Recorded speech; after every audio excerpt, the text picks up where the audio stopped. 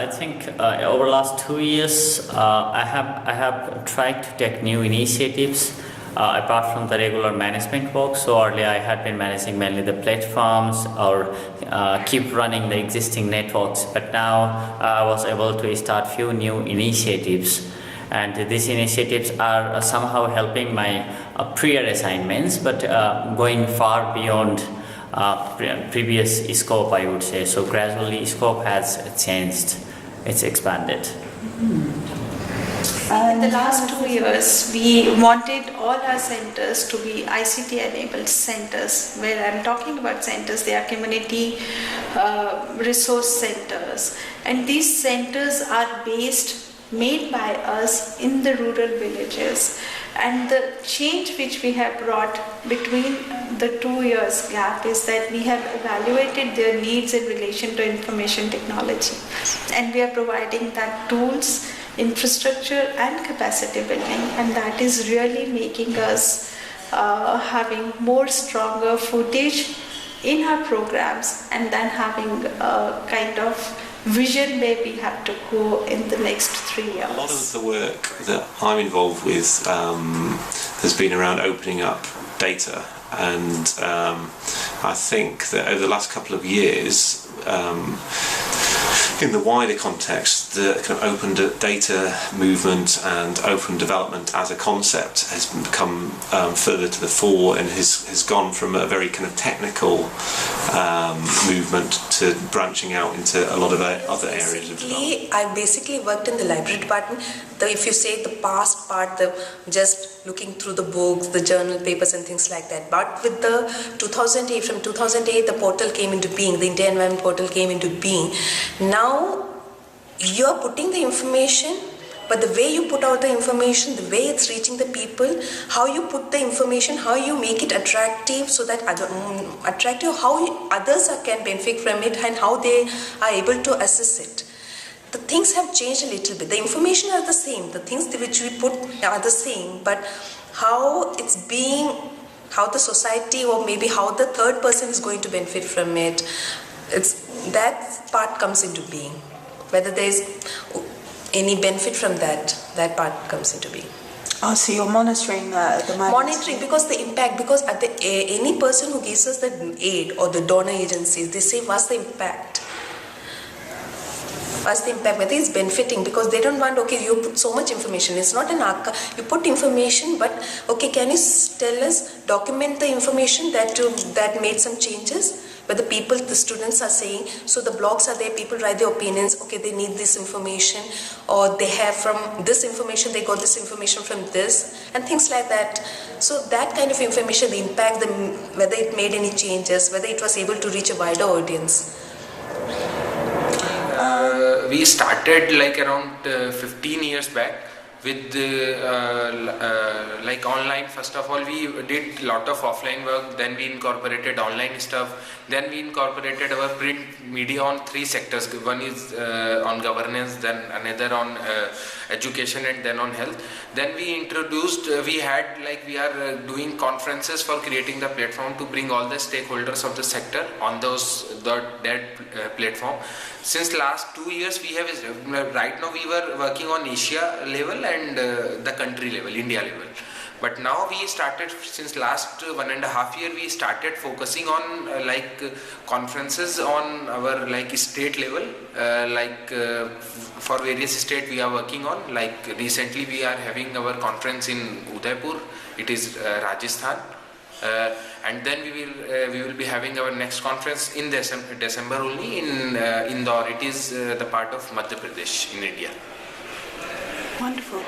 I think the most significant change in our work is that the policy, advocacy and communication team has been growing over the past 2 years, and that the organization also has been putting more emphasis into use of evidence. So I think also the research we're funding is now, I mean the initial research is now reaching completion, so we have findings coming out of the studies we're funding.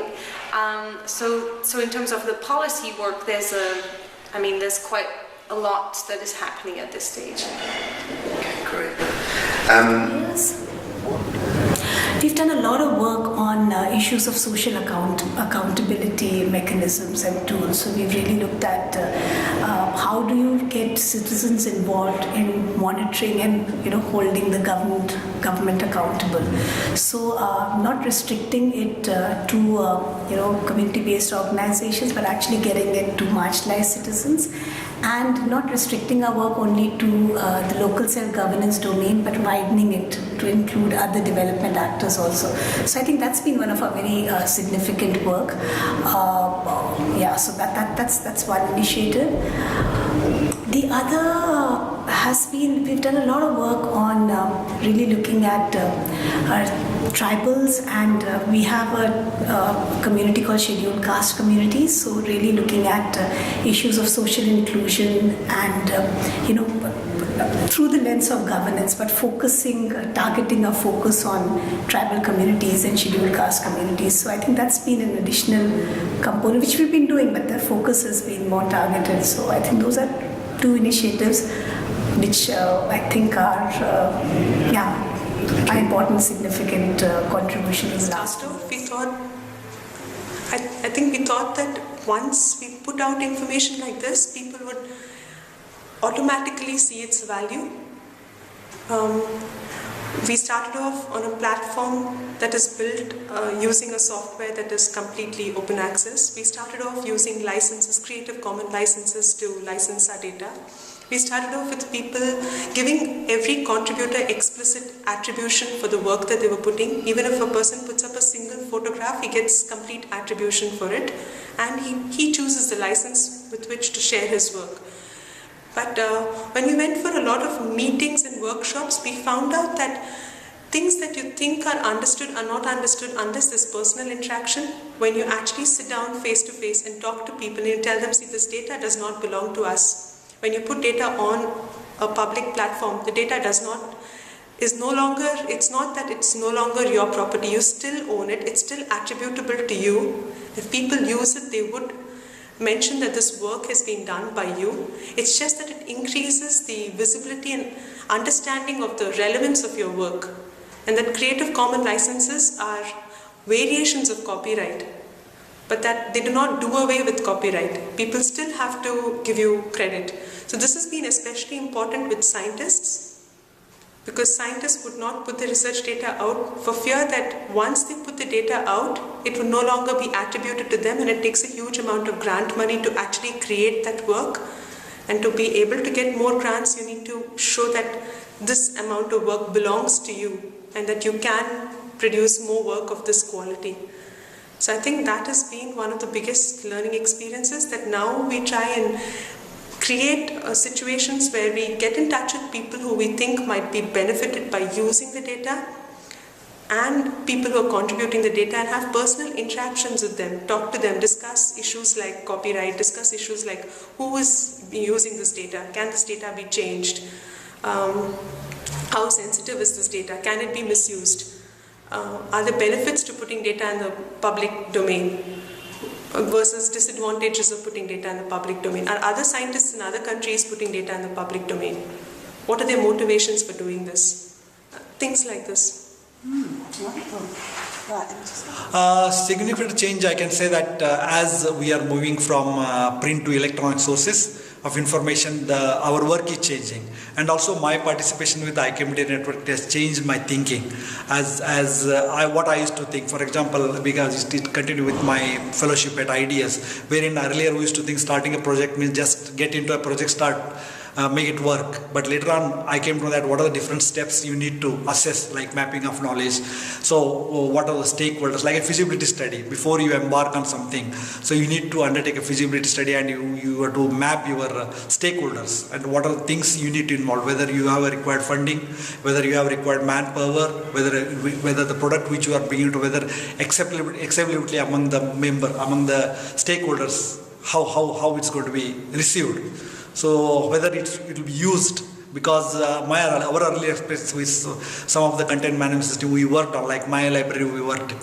So at the time we developed it with a lot of efforts, but later on we realized very few people are using it. So but in case of Open Index initiative, what the project which we have initiated is being used by many, but only thing is we don't have a kind of a assessment like that I told about. Evaluation needs to be done, and what are the other measures we need to take. So it does sound like you are